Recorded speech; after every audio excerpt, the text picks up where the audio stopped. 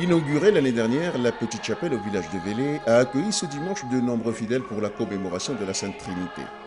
Ce joyau dédié à la Sainte Trinité a occupé le village pendant toute une année pour sa construction. Il a aussi provoqué des désaccords au sein du village.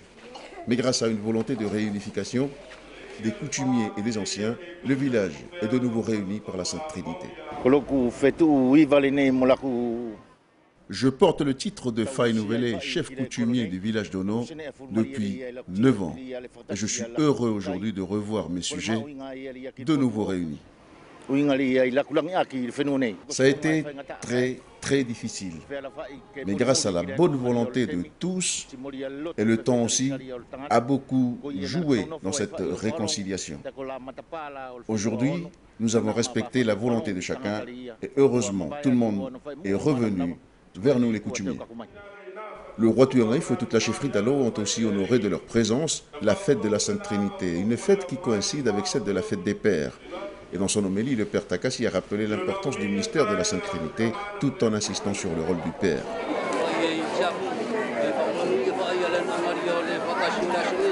Après la messe, le roi, coutumier et personnalité se sont retrouvés au Folefono de Vélé pour les cérémonies du Kava et du Katoanga.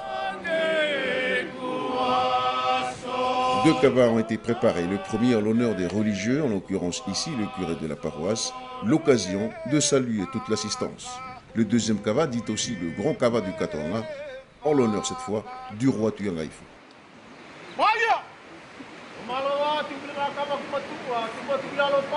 Une centaine de cochons a été sacrifiée pour la Sainte Trinité. Le Katoanga a été ensuite partagé entre les invités et les villages du royaume d'Alo.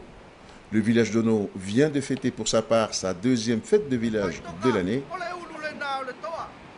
Dans 4 mois, le village va commémorer Sainte Thérèse de l'Enfant Jésus et en décembre, ce sera l'ordination d'un de leurs enfants. Encore 2 occasions pour le village d'inviter tous les fidèles de Futuna.